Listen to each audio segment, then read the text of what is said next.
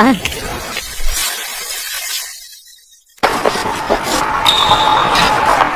មកធ្វើប៉ាមកមើលកូនថាតាយ៉ាងម៉េចហើយនេះគឺអ្នកគេបយថាតាយ៉ាងម៉េចប៉ាមិនដឹងទេប៉ាមិនដឹងស្ថានភាពយ៉ាងម៉េចទេខ្ញុំអត់មានការងារធ្វើទេបញ្ជីធនាគារត្រូវបង្កក់អស់ខ្ញុំគ្មានសល់អ្វីទៀតនោះទេវាមិនអីនោះទេត្រូវមិនមែនជារឿងធំសម្រាប់ប៉ាប្រកាសជាមិនមែនជារឿងធំសម្រាប់ប៉ាឆាប់ត្រៀមខ្លួនទៅសម្រាប់ថ្ងៃលុបត្រូវហើយប៉ាមិនបារម្ភអញ្ចឹងក៏ល្អម្យ៉ាងដែរប៉ា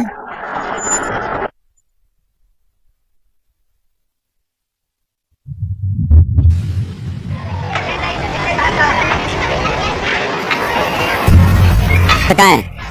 យកសាច់អាំង20ចកាជប់ហើយទៅ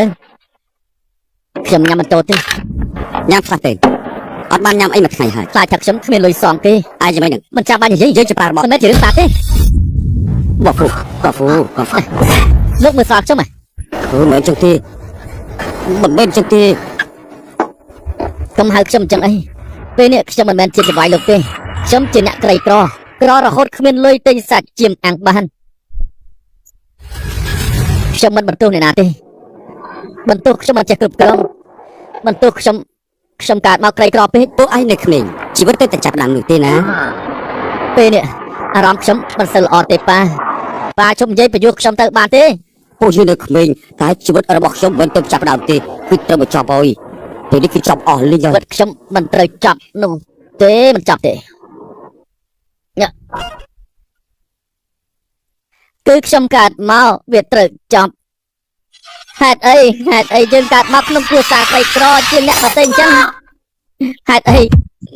អ្នកផ្សេងត្រូវការចង់បានអ្វីក៏រកបានងាយហេតុអីខ្ញុំពិបាកខ្លាំងម្ល៉េះខ្ញុំពិបាកជាងអ្នកដទៃរាប់រយដង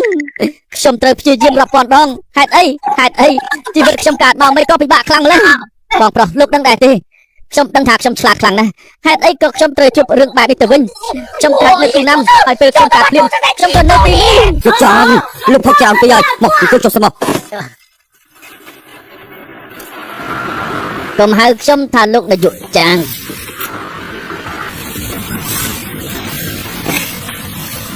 និយាយខ្ញុំនិយាយប្រាប់ឯងហើយតាមកពីឯងហ្វុកតាខ្លាំងពេករឿងតូចតាចទេរឿងតូចតាចមែនទេប៉ាខ្ញុំនិយាយទៅប៉ាមិនឲ្យខ្ញុំគិតហេតុអីពីព្រោះប៉ាពាក់ឈុតនេះដើម្បីសុវត្ថិភាពប៉ាមិនអញ្ចឹងប៉ាចង់ឡំខ្ញុំទៅរកការងារធ្វើទៅយាមទ្វារជាមួយគ្នាជាតែហ៊ានឲ្យកូននៅក្នុងសមរភូមិមែនទេចាំស៊ីនិយាយជាមួយអ៊ំឲ្យល្អផងទៅឲ្យល្អស្អីទៅឲ្យល្អស្អីទៅខ្ញុំនៅខាងក្រៅអស់ច្រើនឆ្នាំខំធ្វើការធ្ងន់ធ្ងរ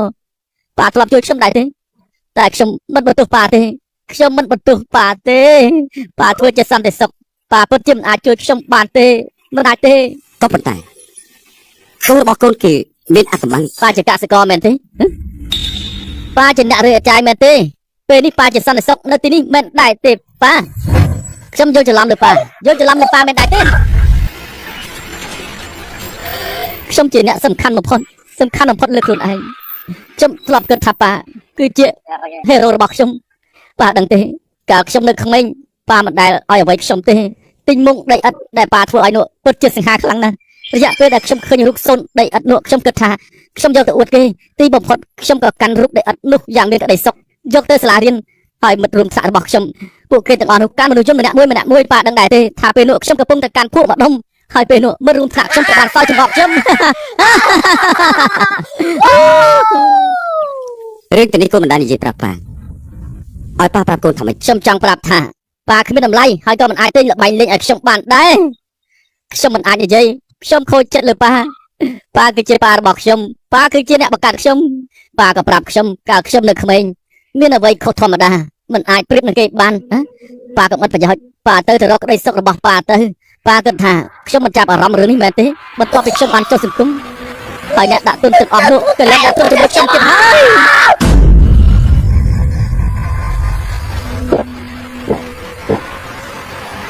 ខ្ញុំក៏ត្រូវតែពិនិត្យមើលប្រវត្តិរូបរបស់គេសិនថ្ងៃនោះគេដាក់ទុនមកជាមួយខ្ញុំហើយគេសួរថាហើយប៉ារបស់ឯងធ្វើអីខ្ញុំមិនអាចនិយាយបានទេព្រោះខ្ញុំខ្មាស់ពួកគេខ្ញុំដឹងថាប៉ាមិនត្រូវការរបស់ទាំងអស់នេះទេ ប៉ាមិនត្រូវការទេគ្មានចំណេះដឹងគ្មានវប្បធម៌គ្មានឫសគល់ខ្ញុំក៏មិនបារម្ភប៉ុន្តែអ្វីដែលខ្ញុំគិតមិនយល់គឺប៉ាមិនត្រូវការគិតទៅមុខលោកមើលទៅខោអាវគាត់ពាក់ទៅបានប្រាក់ខែ 3000 យន់មិនដឹងអាចឈានទៅមុខបានយ៉ាងម៉េចប៉ាធ្វើឲ្យខ្ញុំខ្មាស់គេខ្លាំងណាស់ប៉ាខ្ញុំខ្មាស់គេខ្លាំងណាស់តើប៉ាអាចជួយឲ្យខ្ញុំបានទៅប៉ាមើលមុខខ្ញុំមកទុំប្រប៉ាគ្រាន់តែចោលគុណដើរតាមកន្លងរបស់យើងមើលពេលនេះទៅផ្ទះសម្រាប់ជនក្រខ្សោះទៅតាមផ្លូវចាស់របស់ប៉ាឲ្យទៅបានយ៉ាងម៉េចទៅរៀបចាយឬក៏ទៅធ្វើជាសន្តិសុខជាមួយប៉ាវិញឲ្យខ្ញុំទៅជីកដីជាមួយប៉ាមិនដែរទេគឺដល់ពេលហើយណាឲ្យកូនមកស្គាល់ប៉ាម្ដងទៀតខ្ញុំចាំប៉ាមិនបានទេនេះខ្ញុំស្គាល់ប៉ាអស់យូរមកហើយខ្ញុំស្គាល់ប៉ា20 ឆ្នាំមកហើយប៉ាធ្វើតាមចិត្តខ្លួនឯងពេកហើយ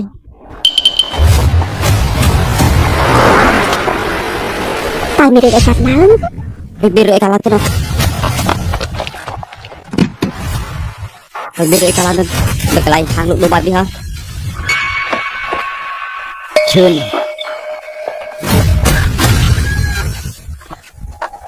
សានឈឿនអូនេះគឺចិត្តការក្រុមហ៊ុនតើ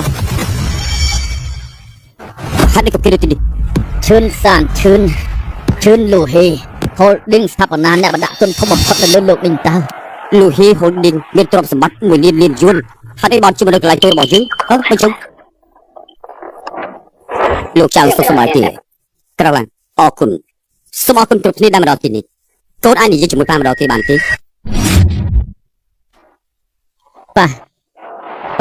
ប៉ាកំពុងធ្វើអីប៉ាមិនដឹងថារបស់ទាំងអស់នេះអាចជួយកូនបានដែរទេយើងមិនដឹងថារបស់ទាំងនេះលួងចិត្តកូនបានដែរទេអប្រុសពួកគេទាំងអស់នេះបរោលលើអ៊ំតើទេកូនប្រុសលុយជួនកាលក៏វាមិនសំខាន់ពិតមែនគេឈ្មោះហើយនឹងជោគលាភយើងនៅអាចរនអ្នកដែលស្ងប់ស្ងាត់លើខ្លួនឯងកូនទៅរៀនផ្នែកបញ្ជីចាប់ដើមធ្វើមុខជំនួញដំបូងប៉ាគិតថាកូនចូលចិត្តវាក្រោយមកក៏យល់ថាមិនមែនទេគ្រាន់តែចង់ប្រឆាំងគឺចង់ប្រឆាំងជាមួយប៉ាប៉ុណ្ណោះបានហើយពេលនេះកូនទៅជាបែបនេះគឺប៉ាចង់ឲ្យវាមានន័យទៅជាអញ្ចឹងរឿងនេះប៉ាឲ្យ30គ្រាន់តែយើងនិយាយមួយម៉ាត់ខ្ញុំត្រូវការឲ្យចឹងគង់គ្រប់រលីរៀបចំផែនការដកជើងគូហើយលីគូជើងមិនគិតថាយើងចូលនិវត្តន៍ទៅហើយនោះទេតែកំណត់សម្រាប់ខ្ញុំគឺនៅតែប្រកាសជាងគេខ្ញុំមិនចង់ឲ្យគេតដៃជាមួយនឹងលោកពិតមែនដែលត្រូវបន្ទោសលោកគឺមិនត្រូវកុហកខ្ញុំកូនប្រុសរបស់ខ្ញុំត្រូវតែមានលោកដែលជាអ្នកជួយជ្រោមជ្រែងលោកប្រកាសជាអាចស្លាប់បើលោកទៅចាត់ការជាមួយវា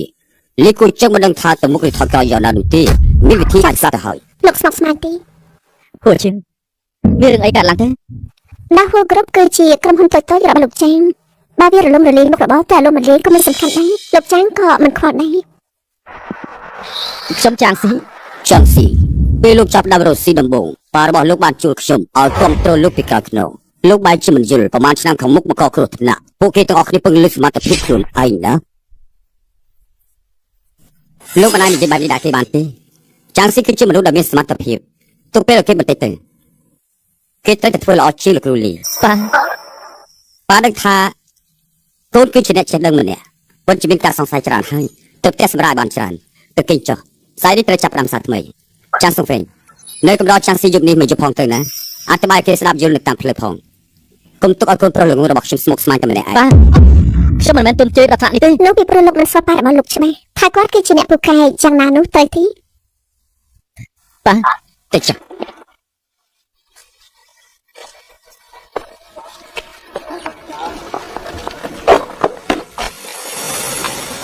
ដែរទៅលុយពួកលោកក៏ចាប់សិនទៅពួកយើងឈរក្បត់ដែរវាស្ថិតលើពួកលោកដែលនិយាយពីរឿងរ៉ូស៊ីនៅក្នុងពេលដែលខ្ញុំមិននៅយើងរួមគ្នាចែករំលែកក្តីទុកនឹងការអភិវឌ្ឍលោកដំកើងលោកឃើញរឿងទាំងអស់នេះហើយសម្ដីលោកដែលបាននិយាយពីដំបូងក៏លាក់ទុកហើយបដូរវិញបានដូចគ្នាទាំងអស់អត់ទេលោកមានសមត្ថភាពរបស់លោកមិនចឹងទេពេលដំបូងខ្ញុំក៏មិនអាចទុកលេខ6នៃចន្លោះទៅទេផងដែរទុកលោកលីកូជើគឺខ្ញុំមិនចង់ប៉ះពាល់គេពិតមែនសម្រាប់កូនប្រុសខ្ញុំតែម្នាក់ប៉ុណ្ណោះ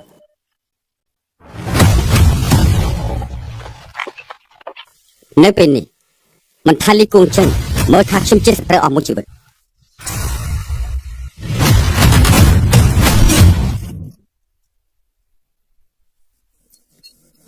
នៅក្នុងពេលនេះខ្ញុំមិនខ្វល់ថាលីគង់ចឹងឃើញថាខ្ញុំជាស្ត្រីឬយ៉ាងម៉េចទេតែខ្ញុំក៏មិនចាំបាច់ត្រូវកម្ចាត់គេយ៉ាងធ្ងន់ធ្ងរដែរលោកត្រឡប់ទៅវិញចង់ធ្វើអីស្អែកនេះប្រកាសជាបានយល់ហើយ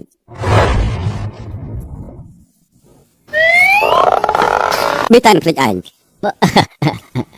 ពុតជាល្អខ្លាំងណាស់ហើយគ្រប់គ្នាមកតែម្ដងនោះទៅលើជាន់ទី3និយាយគ្នាគេក៏មកជួយចាត់ការឲ្យហើយមិននេះទេណា លោកចាងខ្ញុំតាមបម្រើលោកធ្វើការផ្សេង លើ ទេ លោកលួនផងចង់ធ្វើស្អីមែនទេទៅទិញបរិយាយើងមួយក៏ចាប់បានទេ បាទបាទ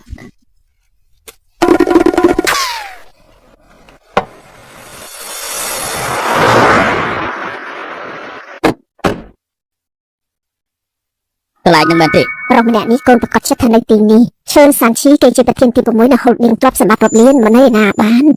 ខ្ញុំកំពុងតែរកស៊ូចៅនិយាយពីការពាក់ព័ន្ធបកគលឲ្យកូនក្រុមការទៅទៅកើតឡើងមានតែបកគលតើខ្ញុំច្រឡំយ៉ាងម៉េចបានទៅ ប៉ាម៉ាក់ទៅសួរគេទៅអេសន្តិសុខលោកមានបានឃើញចាំងដាយួនដែរទី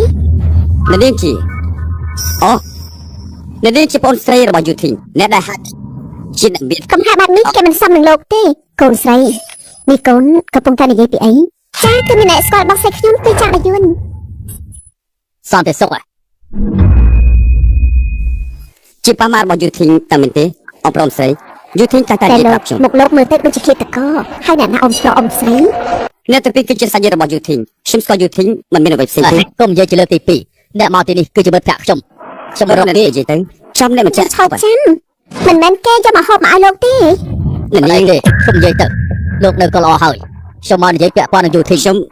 ហើយនឹងយុធី លោកត្រូវឈប់ស្ដាប់បានទេ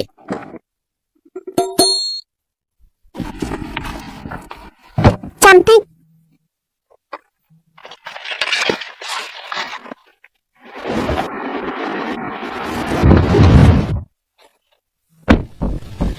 ប៉ាមកទៅចាក់ទៅ ខារបស់ខ្ញុំបោករាល់ថ្ងៃតាខ្ញុំទៅផឹកស្រាបៀរអស់ពីកំប៉ុងនឹងធំក្លិនមិនល្អតាមមិនដែរទេ កុំនិយាយលោកបោមួយថ្ងៃអស់800យន់ក៏អត់ប្រយោជន៍ដែរលៀងមិនជ្រះទូទេស្ដាប់បានទេ ក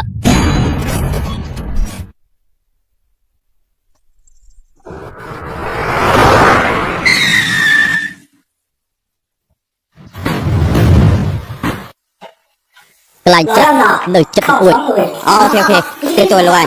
អេជិតមកជាមួយនេះមកជាមួយនេះ ឲ្យគេចូលមក ចូលទៅចូលទៅ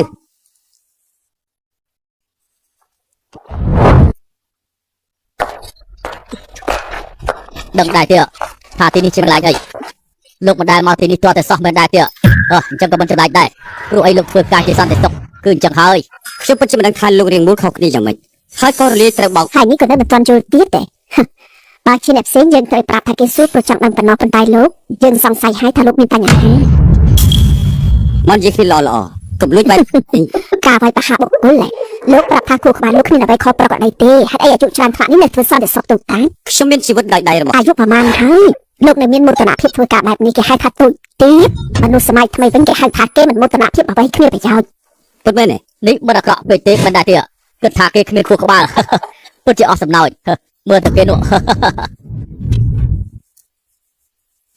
មិនចង់និយាយជាមួយពួកលោកទេនិយាយពីរឿងផ្សេង ចង់និយាយជាមួយខ្ញុំនេះលោកមិនដឹងថាយើងសំដៅលើអ្វីទេមិនដែរទេឬមួយក៏លោកធ្វើពុតជាធ្វើមិនយល់មិនដែរទេ គឺខ្ញុំនិយាយ លោកមិនយល់ទេខ្ញុំឃើញលោកគឺលោកមិនខ្មាស់គេដកដៃចេញ ខ្ញុំមិនដកដៃ ធ្វើពុតយ៉ាងម៉េចនេះលោកចង់មកតោងទាមបងស្រីខ្ញុំចូលចិត្តលោកខ្ញុំចង់ប្រាប់ថាបងស្រីខ្ញុំល្ងងហើយចិត្តល្អប៉ុន្តែពួកយើងមិនមែនគិតអ្វីពួកយើងក៏មិនដឹងដែរ ចាំស្ដាប់ណាបងស្រីការតែតរបស់ខ្ញុំហើយនឹងយុធីមិនដូចជាអ្នកទាំងអស់គ្នាគិតទេខ្ញុំគ្រាន់តែ អ្នកនយោបាយមានទីមសំប៉ុន្មានតែមិនមែនទុកឲ្យលោក ស្អុយគេធ្វើឲ្យខ្ញុំវិញនោះខ្ញុំមិនចង់គេធ្វើអីសោះ គួរជឿណាអ្វីដែលលោកនិយាយដែរទេនេះសន្តិសុខធ្វើស្រែនៅជនបទបើតាមមើលទៅវិធីល្អគឺការតាក់ទងបងស្រីខ្ញុំហើយក៏យកចិត្តយកខ្លាំងណាស់អ្វីដែលលោកធ្វើបានលើកមុនខ្ញុំបញ្ញត្តិជូនបងស្រីខ្ញុំនៅការតាំងពីពណ៌ខាងកសិកម្មរៀបចំឡើងលោកមិនគិតថាលោកចង់ឈោងយករបស់ទីខ្ពស់ទេលោកចង់តាមបងស្រីខ្ញុំក៏តែមិនខ្លួនឯងអត់ច្បាស់បងស្រីខ្ញុំមានគុណសម្បត្តិអ្វីខ្លះលោកគ្មានគុណសម្បត្តិអ្វីសោះ ណាអូនមិននិយាយអ្វីតតែសោះមិនដែរទេដំឡងជ្វាឈូមូឆាងនេះឆ្ងាញ់ណាស់គេជាកសិករ ខ្ញុំធ្វើស្រែហើយធ្វើសន្តិសុខក៏ល្អដែរហើយនិយាយត្រង់ទៅត្រង់មករវាងខ្ញុំហើយនឹងយុធីគ្មានអ្វីលែកបាំងទេខ្ញុំយល់ហើយ អូនេះលោកចេះដឹងដូចគេឯងផងមិនដែរទេណែលោកយល់ហើយថាលោកមិនស័ក្តិសមជាមួយកងានសួរឈូសៅលោកដឹងដែរទេ តែហេតុអីក៏បាននិយាយជាមួយនឹងមនុស្សបែបនេះគេមិនអាចស្គាល់ឈូសៅបានទេ ឈូសាល់ឈូឡៅ នេះលោកស្គាល់គេដែរ អមមិនយើងទៅតែនិយាយគ្នាទេ ហេតុអីក៏មិនឃើញគេបាញ់មិញនេះ ឲ្យគេទៅទិញបរិយាមកខ្ញុំ ទៅទិញបារី ហេតុអីមិនក៏នាំគ្នាសើច យើងសើចលោកបកាយនិយាយលេងមែនមិនចម្លែកចិត្តទេដែលយូរតិចចូលចិត្តគេ សើចស្អីទៅគេចូលចិត្តខ្ញុំស្រាប់ហើយ លោកយកសក់អីទៅបងស្រីខ្ញុំចូលចិត្តតែខ្ញុំមិនចង់ហូបបាយជាមួយលោកចាងដាយុនពេលនេះយើងប្រកាសចិត្តហើយលោកមានបញ្ហាពិតមែនអ្នកណានិយាយទៅគេមានលុយរាប់ពាន់លានសូម្បីតែអ្នកនៅក្នុងគ្រួសារឈើយើងនេះក៏យកចិត្តយកថ្លើមគេដែរ គេនៅប្រាប់ថាឈូសៅទៅទិញបារីគេទៀត ខ្ញុំមិនបន្ទោសលោកភាពក្រីក្រកំណត់ក្តីសម័យលោកមិនបាននេះលោកគិតថាធ្វើបែបនេះលោកអាចបង្ហាញពីឋានៈលោកបានឈូសៅទិញបារីលោកដឹងដែរទេថាឈូសៅគេខ្ពង់ខ្ពស់លោកមិនអាចប្រៀបនឹងជីវិតគេបានទេលោកគិតថាគេជីវិតសាធារណៈរបស់លោកមិនដែរទេយើងមិនមើលស្រាលោកទេលោកប្រើវិធីនេះមកនៅក្នុងខ្សែភ្នែកខ្ញុំសោះខ្ញុំឲ្យលោក50,000ពីពេលនេះទៅចាក់ចេញឲ្យឆ្ងាយពីកូនសេនរបស់ខ្ញុំ រឿងនេះហើយមិនបោះគ្នាដោយលុយគេតែពេក យ៉ាងម៉េចតែពេកមែនទេប្រាក់ខែលោក3,000ឬ5,000លោកក៏អាចនៅសល់លុយក្នុងមួយឆ្នាំដល់ទៅ10,000ពេលលោកទៅស៊ីផឹក50,000នេះលោកអាចចាយអស់មួយជីវិតណា នេះលោកគិតថាលោកជាអ្នកមាន យើងជាអ្នកមានមែនតើ ហើយលោកគិតថាលុយអាចទិញគ្រប់យ៉ាងបាន យើងមិនចង់និយាយបែបហ្នឹងទេប៉ុន្តែវាគឺជាការពិតលុយអាចទិញអ្វីបានគ្រប់យ៉ាងទាំងអស់ហើយបើគ្មានលុយទេมันអាចមានក្តីសុខទេ លោកប្រាប់លេខមក ប្រាប់លេខស្អីខ្ញុំមិនយល់ទេ ចាំខ្ញុំឲ្យលោកហើយអ្នកទាំងពីរឈប់ឲ្យកប៉ាល់ធំមកគិតមើលទៅពិតជាអាក្រក់ខ្លាំងណាស់ដែលមានប៉ាម៉ាក់ដូចជាពួកលោកទាំងពីរបែបនេះណា លោកនិយាយថាម៉េចខួរក្បាលលោកក្រក់ហើយមែនទេ ហើយលោកឈួតហើយ លោកប្រាប់ខ្ញុំថាលុយអាចទិញអ្វីគ្រប់យ៉ាងហេតុអីក៏គ្មានក្តីសុខបែបនេះ លោកចាងហេតុអីក៏លោកធ្វើល្ងងបែបនេះយើងសុភាពនឹងលោកមកនិយាយជាមួយលោកបែបនេះលោកជាអ្នកសុំទានស្អុយក្នុងកសែតភ្នែកយើងទានមកនិយាយដាក់យើងបែបនេះមិនដឹងថាធ្វើយ៉ាងម៉េចមិនដឹងច្បាប់អីយើងនឹងឲ្យមេធាននឹងណាំជីវ័នឲ្យទៅលោកកូនស្រីយើងជួយរកការងារឲ្យលោកបានយើងធ្វើឲ្យលោកអត់ការងារក៏បានដែរចាប់ពីស្អែកនេះតទៅលោកបាននិយាយចិត្តទេយើងធ្វើឲ្យលោកមិនអាចរកការងារធ្វើបាននៅស៊ីហៃស៊ីធីនេះលោកជាសត្វលា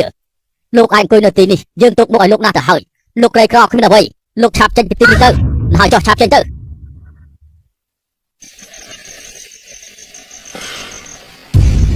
ដល់ហើយចាំខ្ញុំចេញទៅ រឹងខ្លាំងមែនទេ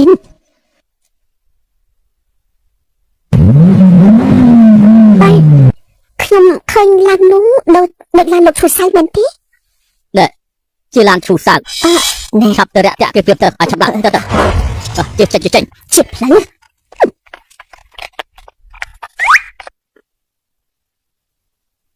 អាយ៉ាថ្វាយតូចមិនគិតថាជប់លោកពី3ថ្ងៃមកហើយឆាប់ប្រាប់មកលោកអាចនៅញ៉ាំបាយជាមួយពួកខ្ញុំបានដែរទេខ្ញុំកំពុងតែរកគេមករកអ្នកណានៅចាំលោកជាផ្លូវទៅលោកចាំអាយុនខ្ញុំទិញបារីមកឲ្យលោកហើយខ្ញុំមិនដឹងថាលោកចូលចិត្តជក់បារីអ្វីទេខ្ញុំទិញអស់ពីផ្សារនេះមិនធម្មតាទេខ្ញុំទិញមកទាំងអស់ណែលោកសាកមើលខ្ញុំមិនដឹងថាលោកពេញចិត្តមួយណាទេ ប៉ុណ្ណឹង លោកចូលចិត្តជក់បារីនេះដែរខ្ញុំក៏ចូលចិត្តបារីនេះផងដែរវាខ្លាំងណាស់ប៉ុន្តែនេះយ៉ាងម៉េចហ្នឹង មិនញ៉ាំបាយជាមួយនឹងពួកគេក៏ធ្វើគេមើលស្រាលយើងដែរណា អាម៉េចនិយាយអញ្ចឹងតើគេជាណាទៅជាណាខ្ញុំចង់សួរពួកលោកថាមានរឿងអីកើតឡើងលោកធ្វើអីដែរលោកចាងលោកចាងគេមិនមែនជាសន្តិសុខទេសន្តិសុខនេះជាលោកនាយកក្រុមហ៊ុន Holding មានតម្លៃរាប់ពាន់លានដុល្លារសម្បត្តិលានដុល្លារលោកយល់ដែរទេគាត់ត្រូវជក់បារីមកដាំតម្លៃ1លានថាម៉េចលោកនេះលូហ៊ី Holding មិនដែរទេនេះ អ្នកកំឡុះលោកធ្វើគេខ្លាចហើយ លោកចាងខ្ញុំគ្រាន់តែខឹងជួសលោកនេះគេហ៊ានមើលស្រាលលោកផងមែនទេមើលមនុស្សតែសបកកៅមែន លោកចាងខ្ញុំមានភ្នែកអត់ប្រស្រីខ្ញុំត្រូវតែសុំទោសលោកក៏មិនទោសខ្ញុំអី អញ្ចឹងមិនដឹងថាលោកជាអ្នកណាលោកមិនជួយចិត្តលោកធីងទេខ្ញុំទេរកគេឥឡូវនេះខ្ញុំប្រាប់ឲ្យគេមកជួបលោក ឈប់លោកខ្ញុំប្រាប់ហើយតាថាខ្ញុំហើយនាយកធីងពួកយើងគ្រាន់តែជាមិត្តអ្នកស្រីគិតស្អីគិតថាខ្ញុំចង់ធ្វើឲ្យកូនស្រីអ្នកស្រីគួរធុញណាស់មិនចាំបាច់ដើរតាមយើងទេយើងទៅខ្លួនឯងលោកគ្រូនិយាយស្អីលោកគ្រូ មានរឿងអីកើតឡើង ឈប់អបមិនមែនទេដាហួរគ្រប់មិនមែនបិទទ្វារដូចតែពួកយើងគិតទេ បាទតែพูดនេះមានឆ្កែណាអំបូរណាអាចមកជួយទាន់យើងប្រាប់លោកមិនថាដាហួរគ្រប់នៅបាន3ថ្ងៃទៀតនោះទេយើងក៏គិតថាវាមិនចម្លែកដែរ មិនមែនទេដាហួរគ្រប់មិនបានត្រូវរលាយប៉ុន្តែតម្លៃភាគហ៊ុនគឺបាយជាឡើងទៅវិញ លោកថាមិនហ្នឹងវាមិនអាចទៅរួចទៅលោកមើលខុសទេដឹង ពិតជាមិនខុសទេនៅខាងផ្នែកលុយហើយមិនអាចទៅរួចទេដែលថាខុសឆ្គងមើលទីផ្សារនៅថ្ងៃនេះតម្លៃភាគហ៊ុនដាហួរគ្រប់ចាប់ផ្ដើមឡើងយ៉ាងចម្លែកហើយមិននេះគឺឡើងខ្ពស់ពេលនេះភាគហ៊ុនដាហួរគ្រប់គឺឡើងខ្ពស់ត្រង់ខ្លាំងណាស់មិនទាន់អាចបញ្ឈប់បាននោះទេ លោកបើចុះពុតឆ្លាញ់ណាស់ឡើយគូបែបនេះ វាទៅរួចបានយ៉ាងម៉េចវាទៅរួចបានយ៉ាងម៉េចត្រូវមានអ្វីខុសឆ្គងហើយបើតាមច្បាប់ទីផ្សារក្រុមសកាយគ្រប់ត្រូវបានផ្សព្វផ្សាយទៅហើយក៏ត្រូវចាត់ការនឹងដាវហួរគ្រប់មិនថាយើងធ្វើអ្វីនោះទេដាវហួរគ្រប់ពួកគេក៏ត្រូវតែធ្លាក់ចុះដែរលើកលែងតែមានកម្លាំងដែលមិនខ្លាចស្កាយគ្រប់នៅពីក្រោយក្នុងជីវពួកគេចាប់ទៅមើលទៅយើងចង់ដឹងខ្លាំងណាស់តើអ្នកណានិយាយប្រឆាំងជាមួយនឹងសកាយគ្រប់ពួកយើងពិតជាចង់ដឹងខ្លាំងណាស់បាទ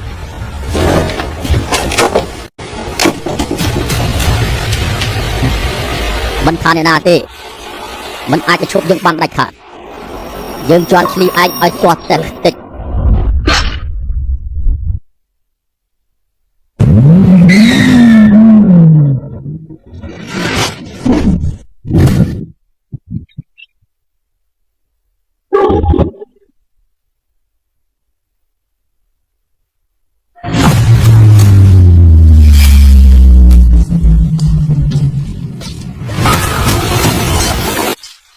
ជំរាបសួរលោកលីដៃគូរបស់លោកមកហើយ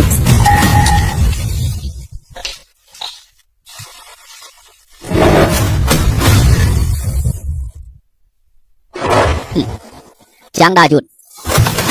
លោកត្រូវខ្ញុំបង្ខំមែនទេ មិនមែនលោកបង្ខំខ្ញុំឲ្យចេញមកទេខ្ញុំមកទីនេះគឺនៅតាមរល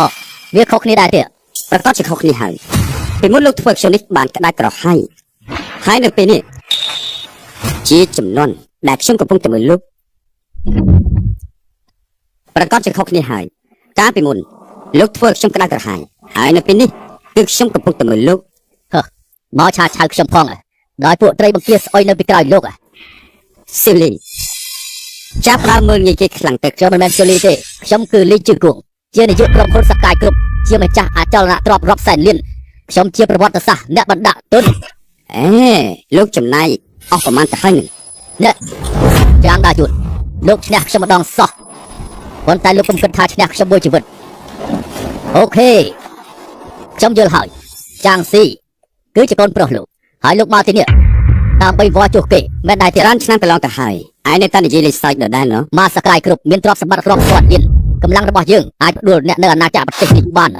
ហើយយើងក៏ប្រើវិធីមួយយ៉ាងគឺដល់ភាគហ៊ុនដាហួរគ្រប់តើឯងអាចយកស្អីមកស៊ូជាមួយនឹងយើងបានទៅ បើតាមការពិតទៅសាលាស្នាក់មតិដាហួរគ្រប់គឺជាលំដាប់លេខ5ហើយ Sky Group គឺមានតម្លៃលានលោកធ្វើខ្ញុំនេះខកបំណងអស់ជាច្រើនឆ្នាំ គេហៅថាការផ្លាស់ប្ដូរយូរអង្វែង ក្រុម Sky មិនយូរនោះទេនឹងខ្លាចទៅជាសម្បត្តិរីមានតម្លៃទេ ទំនងថាមកដឹងវាពាក់ព័ន្ធនឹងស្កាយគ្រប់ស្ថាប័នដែរ ជំរាបសួរម៉េច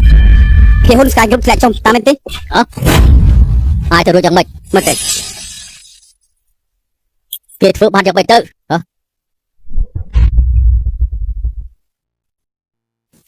វាគ្មានអ្វីដែលមិនអាចទៅបានទេស៊ីលី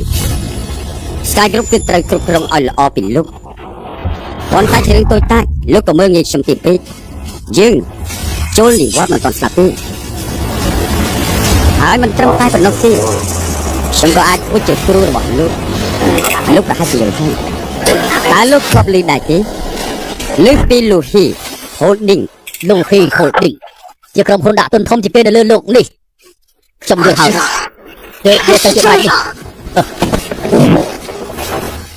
លែងខ្ញុំទៅចាំបាច់ដែរ អូខេ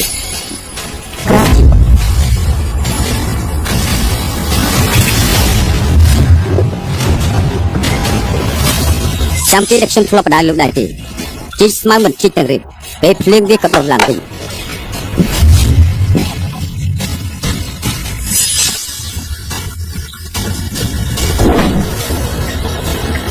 នំជីកទៅវិញទៅ